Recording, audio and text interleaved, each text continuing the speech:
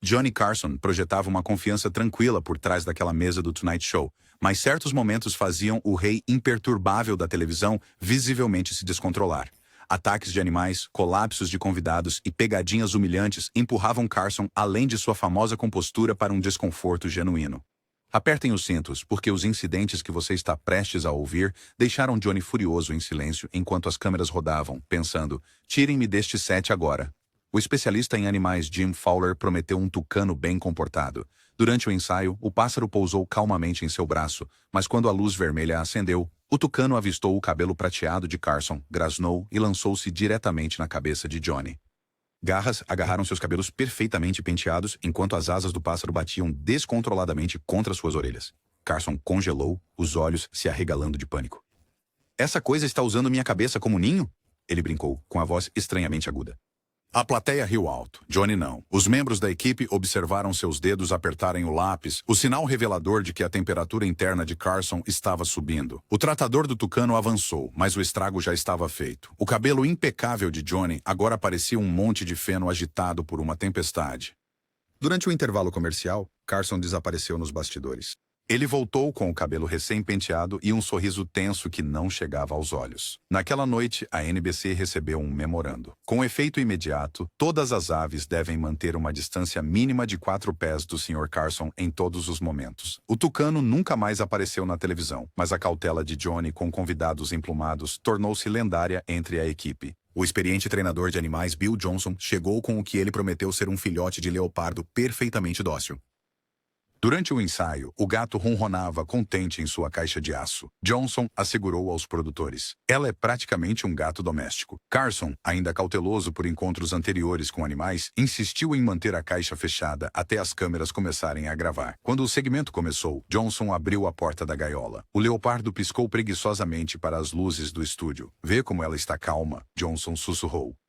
Johnny inclinou-se cautelosamente. Num piscar de olhos amarelos e pele manchada, o leopardo avançou contra as barras, garras estendidas, um rugido primal enchendo o estúdio. Carson caiu para trás, cadeira inclinando, pernas voando para cima. A plateia ofegou.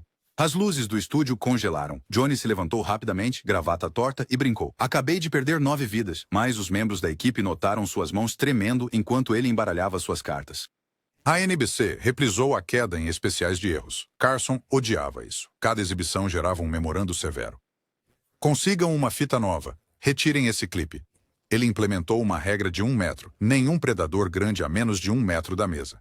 A distância foi marcada com fita no chão do estúdio. Meses depois, quando um programa de entrevistas rival exibiu o salto do leopardo, Johnny ligou para o departamento jurídico da NBC em uma rara fúria. "Da próxima vez, vou alimentar o apresentador deles a um gato." O clipe eventualmente desapareceu das transmissões, mas a desconfiança de Carson em relação a grandes felinos perdurou pelo restante de sua carreira.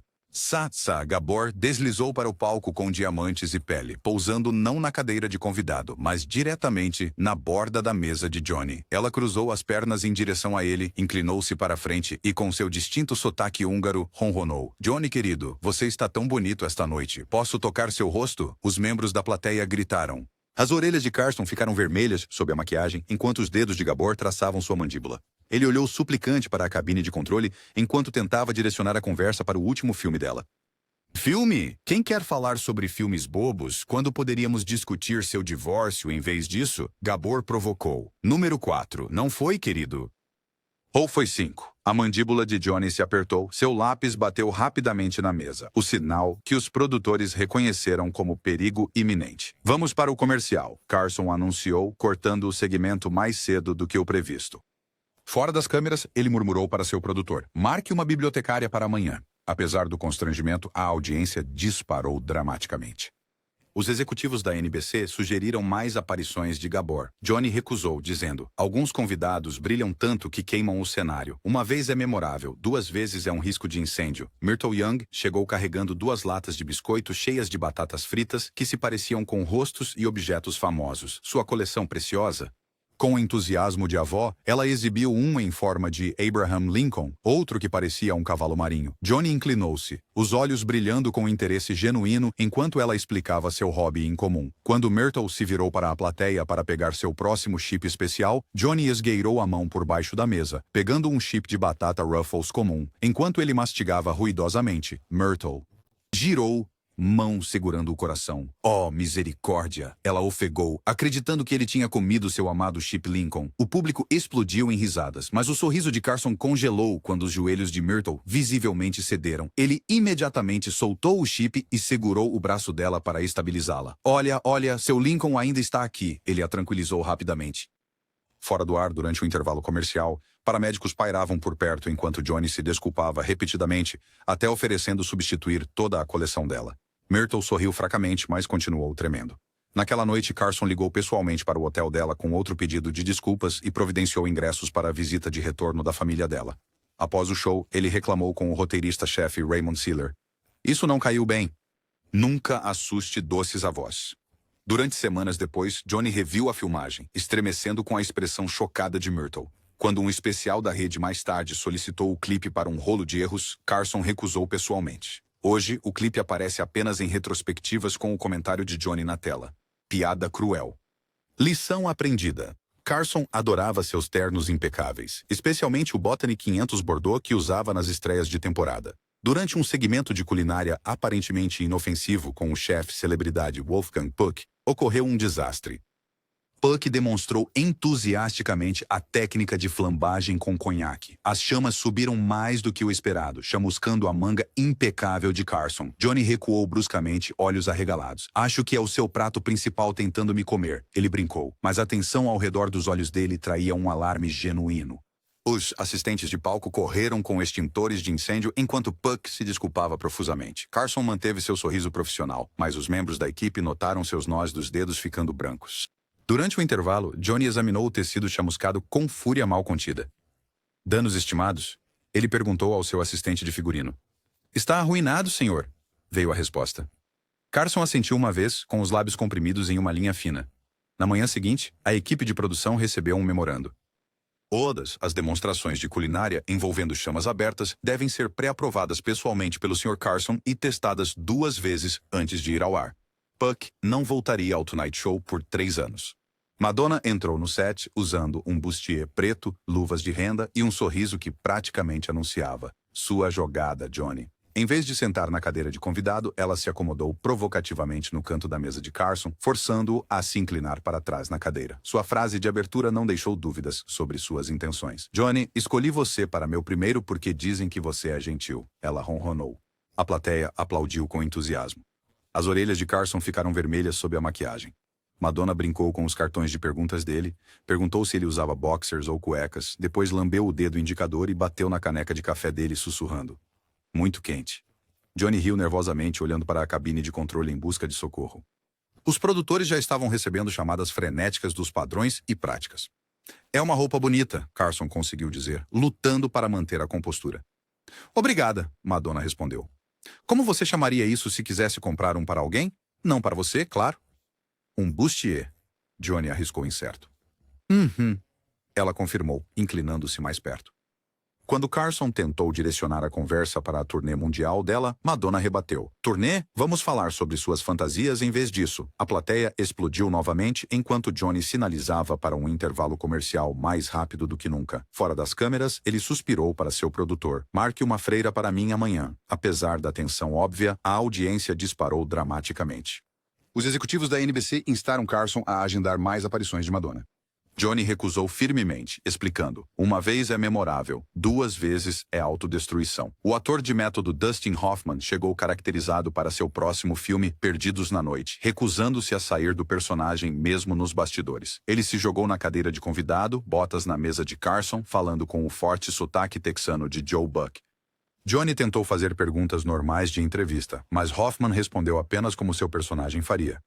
Então, Dustin, sobre trabalhar com o diretor John Schlesinger... O nome é Joe, parceiro, Hoffman interrompeu, mastigando o chiclete preguiçosamente. E eu não conheço nenhum Schlesinger seja lá o que for. A plateia riu incerta. O sorriso de Carson ficou tenso. As batidas do lápis aceleraram para um ritmo frenético. Por 15 minutos excruciantes, Johnny tentou diferentes abordagens, enquanto Hoffman permanecia teimosamente no personagem. Os produtores na cabine de controle assistiam horrorizados enquanto seu programa, rigidamente programado, saía dos trilhos. Durante o intervalo comercial, Carson falou entre dentes cerrados com seu produtor, Fred de Cordova. Ou ele abandona o ato de cowboy ou eu vou embora. Quando as câmeras voltaram, Hoffman tinha Miss transformado seriamente em si mesmo, respondendo a perguntas de forma profissional. Nos bastidores depois, Johnny estabeleceu o que ficou conhecido como a regra do personagem. Todos os convidados devem aparecer como eles mesmos, a menos que especificamente acordado com antecedência. Chevy Chase entrou no palco como se ainda fosse dono do Saturday Night Live. Ele bateu forte na mesa de Johnny e gritou, "Como você está, América?" E começou a responder à primeira pergunta de Carson com um monólogo de 3 minutos. Quando Johnny tentou redirecioná-lo com "Chevy" sobre o filme, Chase continuou em frente, zombando da gravata de Carson, da caneca de café e até fazendo piadas sobre as varandas do estúdio. O característico tamborilar de lápis de Carson intensificou-se, batidas lentas sinalizando leve irritação, rápidas indicando perigo. Esta noite, as batidas pareciam um solo de bateria. Chase ignorou todos os sinais de alerta e deu um tapa no ombro de Johnny com força desnecessária. Um silêncio caiu sobre a plateia. A resposta de Johnny permaneceu fria como gelo. "Toque-me de novo. Você apresentará sozinho." Risos cobriram a tensão, mas Chevy finalmente se acomodou na cadeira, momentaneamente subjugado. No camarim após o show, Carson pulou seu habitual agradecimento. Em vez disso, ele perguntou ao coordenador de talentos, "Ele ensaiou?" Ao ser informado que não, Carson respondeu simplesmente, "Então, marque-o em qualquer programa que não seja gravado aqui." Durante décadas, o nome de Chevy permaneceu conspicuamente ausente do quadro de convidados do Tonight Show. Anos depois, quando perguntado por que nunca convidou Chase de volta, Carson fez uma pausa pensativa antes de responder, "Gosto de convidados que compartilham a bola, não que a roubam." Os espectadores nunca mais viram Chevy Chase no sofá de Johnny. Johnny havia se preparado meticulosamente para sua entrevista com o aclamado físico Stephen Hawking, lendo Uma Breve História do Tempo 2 vezes e consultando escritores de ciência sobre perguntas inteligentes. Quando o segmento começou, Johnny iniciou com uma pergunta ponderada sobre a radiação de buracos negros. Antes que Hawking pudesse responder através de seu sintetizador de voz, o comediante Robin Williams invadiu o set em uma aparição não programada. "Olá, universo!" gritou Williams, girando a cadeira de Carson e desencadeando uma improvisação maníaca sobre exploração espacial com pelo menos 7 vozes de personagens diferentes. A plateia explodiu em risadas. Hawking parecia divertido, Carson não. Sua discussão científica, cuidadosamente elaborada, se dissolveu em caos enquanto Williams pulava pelo cenário, imparável como um furacão. A expressão de Johnny passou de surpresa para irritação e depois para resignação, tudo enquanto mantinha um sorriso profissional. Após o segmento, Carson desapareceu em seu camarim sem suas habituais despedidas para a equipe. No dia seguinte, o roteirista-chefe Raymond Siller recebeu instruções explícitas. Aparições surpresa de convidados devem ser aprovadas pessoalmente pelo Sr. Carson. Sem exceções. Williams, mais tarde, enviou um presente de desculpas, um telescópio antigo com um bilhete dizendo, "Para observar estrelas, não para colidir com elas." Carson ficou com o telescópio, mas implementou a nova política permanentemente. A entrada de um elefante bebê inicialmente encantou a plateia do estúdio, até que as luzes brilhantes das câmeras assustaram o animal. Após um baixo estrondo e a elevação característica da cauda, uma cascata fumegante atingiu o chão do estúdio. Johnny engasgou visivelmente, acenando para Ed McMahon enquanto brincava. "Acho que o Ed pediu comida para a viagem." Os assistentes de palco correram com baldes, mas escorregaram na bagunça que se espalhava. Carson rapidamente moveu sua cadeira 1 metro para trás e continuou contando piadas apesar do cheiro inconfundível.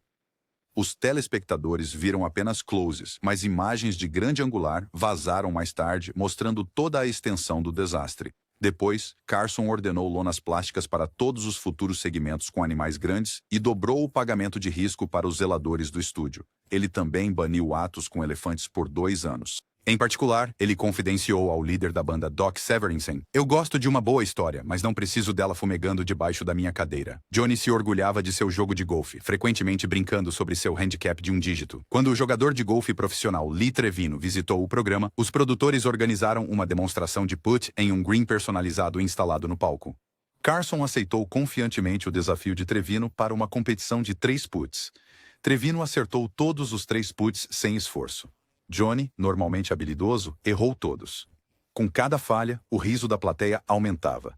O pescoço de Carson ficou visivelmente vermelho enquanto ele se inclinava para sua terceira tentativa. A bola passou dolorosamente pelo buraco. Trevino ofereceu uma consolação fingida, dando um tapinha nas costas de Johnny, talvez mais forte do que o necessário. "Talvez seja melhor continuar contando piadas, amigo", sugeriu Trevino com uma piscadela. Carson riu na câmera, mas nos bastidores ele estava furioso. "Ele trocou meu putter", Johnny insistiu para o antigo parceiro Ed McMahon. O peso estava completamente diferente. "Verdade ou paranoia?", Carson implementou. "Pode..." e implementou uma nova regra. Não haverá mais demonstrações competitivas com profissionais no ar. Os jogos seriam jogados apenas durante os ensaios para garantir que mostrassem Carson favoravelmente. Os membros da equipe apelidaram de política de não humilhação. Johnny tratava Joan Rivers como família. Ele a deixava apresentar como convidada durante suas ausências, orientava seu timing e compartilhava notas secretas que nenhum outro comediante jamais viu. Quando Joan arrasava nas noites de segunda-feira, Johnny sorria como um pai orgulhoso, até a noite de 3 de outubro de 1986. Joan e seu marido, Edgar, voaram discretamente para Los Angeles. Encontraram-se com executivos da Fox em um hotel perto do LAX e assinaram um contrato para um programa totalmente novo que competiria diretamente com The Tonight Show no mesmo horário. A Fox melhorou o acordo com a promessa de controle criativo total. Rivers adorou a liberdade, mas temia contar a Johnny pessoalmente. Ela ligou para a NBC, soube que Carson estava gravando e disse a si mesma: "Vou explicar amanhã." Infelizmente, a Variety divulgou a história naquela mesma tarde. Durante o ensaio, Ed McMahon entregou a Johnny o jornal recém-saído do forno. Johnny leu a manchete "Rivers deserta para a Fox" e ficou pálido. Ele bateu o lápis com tanta força que ele quebrou ao meio. Os membros da equipe congelaram no lugar enquanto Johnny saía do set. Fechava a porta do camarim e acendia um cigarro, algo que ele raramente fazia antes das gravações. Naquela noite, ele fez o show no piloto automático, pulando várias piadas sobre Joan que tinham sido preparadas nos cartões de sugestão. Rivers mais tarde afirmou que tentou ligar para a linha direta de Johnny 4 vezes. A assistente dele, Helen Kushnick, insistiu que nenhuma dessas chamadas foi recebida. Johnny disse aos amigos depois: "Se ela quisesse me contatar, ela tinha o número da minha casa, o número do meu escritório e a linha privada na parede do palco." Todos os três permaneceram em silêncio. A desconexão alimentou uma ferida que nunca cicatrizou. Na manhã seguinte, Carson ligou para o presidente da costa oeste da NBC com uma ordem direta: "Retire todos os clipes."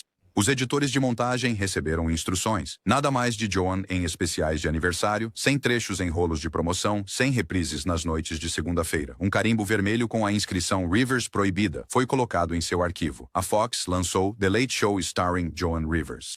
Sua estreia superou The Tonight Show por meio ponto de audiência. Johnny não disse nada no ar, mas em seu monólogo naquela semana, ele fez um comentário incisivo. "Lembrem-se, pessoal, lealdade é um bumerangue.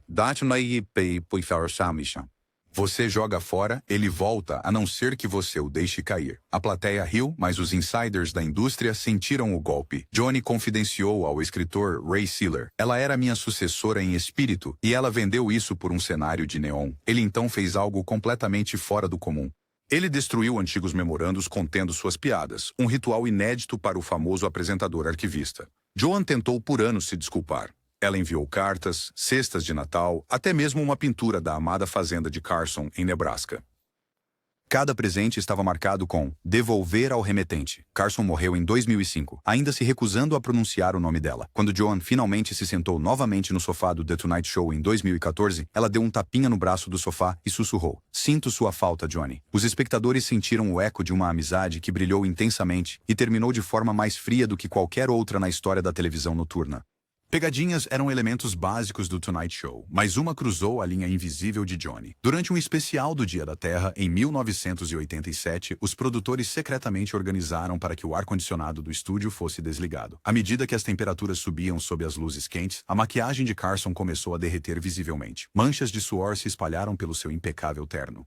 Johnny puxou desconfortavelmente a gola enquanto entrevistava a ativista ambiental Debbie Sinclair. "Está quente aqui ou é só o aquecimento global?" Ele brincou fracamente, sem saber que ele era a piada. Após 15 minutos sufocantes, o produtor Fred de Cordova finalmente revelou a pegadinha no ar. A plateia explodiu em risadas enquanto a expressão de Carson se transformava de desconforto para compreensão e, em seguida, para uma raiva mal disfarçada. "Vocês estão todos demitidos", ele anunciou com um sorriso tenso que sugeria que ele não estava totalmente brincando. Durante o intervalo, Johnny foi furioso para os bastidores, trocando sua camisa encharcada de suor. Ele voltou, profissional como sempre, mas no dia seguinte, uma nova política surgiu. As condições ambientais no Estúdio 1 não devem ser alteradas por qualquer motivo sem a aprovação explícita do Sr. Carson. Os brincalhões receberam reprimendas formais e o controle climático tornou-se sagrado pelo restante do mandato de Carson. Farrah Fawcett entrou no set com um macacão prateado, seu cabelo lembrando um comercial de shampoo, os olhos se movendo erraticamente pelas luzes do estúdio. Publicamente, ela era a garota de ouro da América. Privadamente, amigos revelaram mais tarde que ela mal tinha dormido após voos noturnos e exaustivas turnês de imprensa. Johnny perguntou sobre seu novo filme, Saturno 3. 3. Farrah Hill chamando erroneamente de Sábado 3 e então começou uma história desconexa sobre patinar em Malibu. O sorriso de Carson ficou visivelmente tenso enquanto seus toques de lápis aceleravam. Ela falou entusiasmadamente sobre surfar, então de repente olhou para a banda comentando: "Os trompetes têm cores tão bonitas." Johnny tentou se concentrar novamente. "Vamos ver o clipe do filme." Mais tarde, Farrah acenou de forma displicente. "Estou curtindo o momento agora." Os espectadores se mexeram desconfortavelmente em seus assentos. Tosse audível ecoou pelo estúdio. Farrah inclinou-se confidencialmente e sussurrou: "Às vezes, sonho que sou um golfinho." Johnny ergueu uma sobrancelha e respondeu gentilmente: "E você acorda molhada?" A frase gerou risadas nervosas, mas não desacelerou a espiral de Farrah. Fora do ar, Carson sibilou desesperadamente para seu Fred de Cordova. "Ajude-me!" Fred sugeriu encurtar o segmento, mas a sala de controle da NBC recusou, declarando que era ouro em audiência.